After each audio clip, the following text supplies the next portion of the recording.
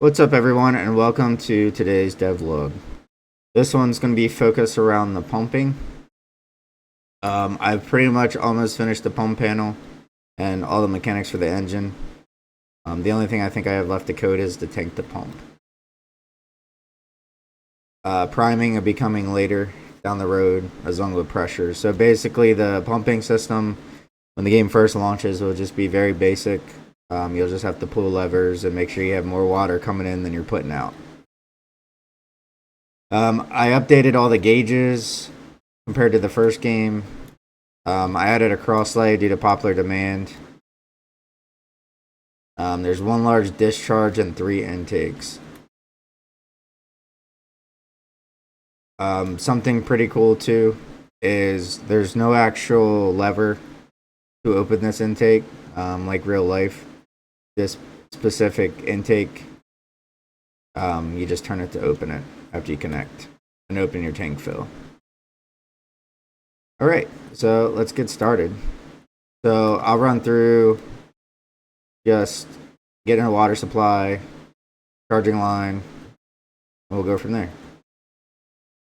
So put on your hydrant adapter. We'll go ahead and get our hose roll. Now when the game comes out, all these hoses will be usable. We'll go ahead and connect. Connect.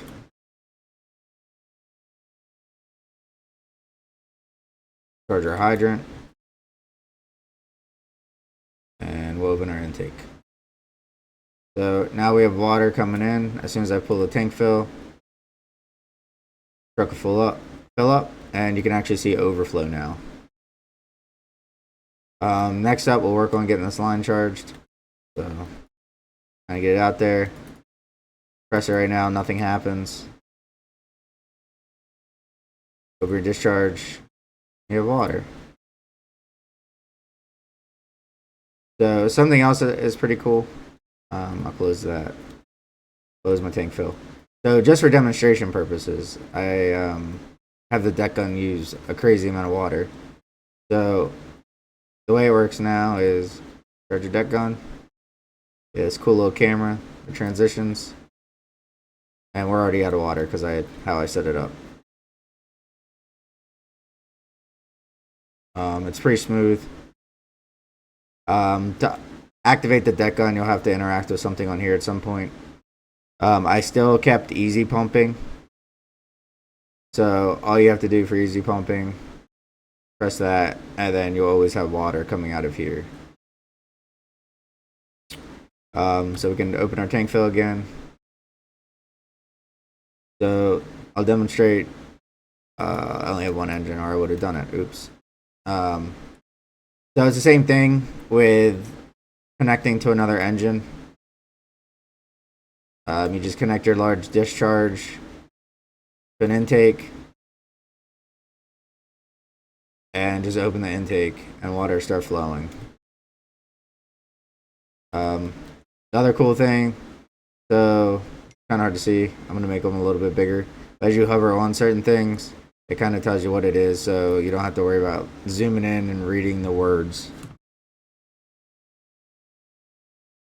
So this is kind of the basics of pumping. You also have to put it in pump gear. I don't have that part done yet. Some other things that I did add to with the saw now when you're cutting something, I added some sparks. Maybe I'll just see with the fire. So you can kind of see sparks now. Add a little bit more health to the doors. I also changed from the other earlier builds. Oops. Guess we're just never going to stop cutting. So before, when you were heating up, as soon as you hit your burn threshold, you would take damage. But even after you got out, if you were still too hot, you'd continue to take damage. So I changed that.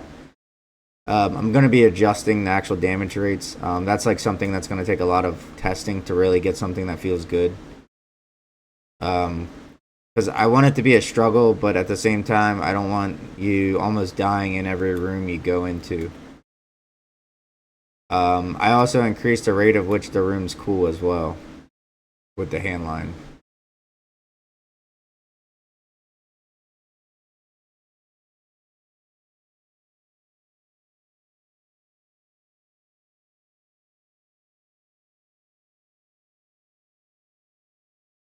Over here.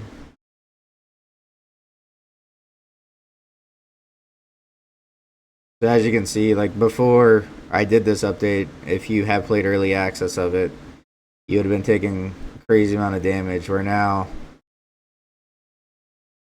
as long as you have a line, you have water flowing in the room, you're pretty much good. Something I like to say is a room has never flashed with a line flowing, with water flowing. So the biggest thing is just cooling your environment. You just kind of get in there.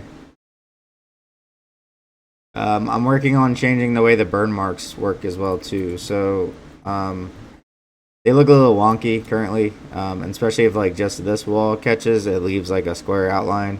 So I'm going to be switching it over to a decal system. The other cool thing is that with the decal system, I'll be able to just leave burn marks on one side of the wall, and then as it's ready to spread, it comes over.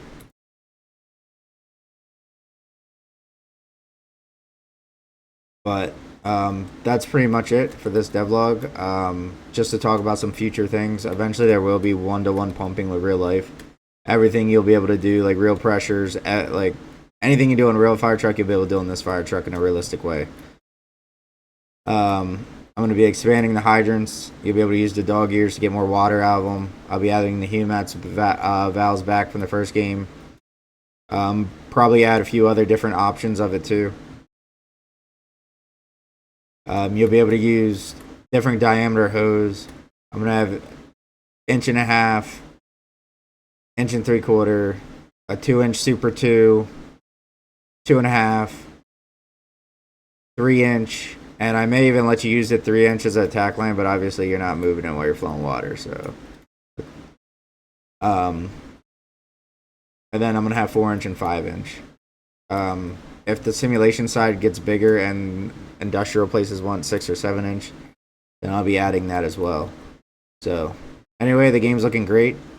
All the basic mechanics for early access are just about done, and then after this, it's just polishing, bug fixing. The ladder's another big one that I got to finish first, which Bacon's currently working on our systems with that, and I can't wait to show it off because it's going to be another video game first with that as well. But thank you guys. I appreciate all the support. Don't forget to subscribe to the Patreon if you want early access now, the VIP tier.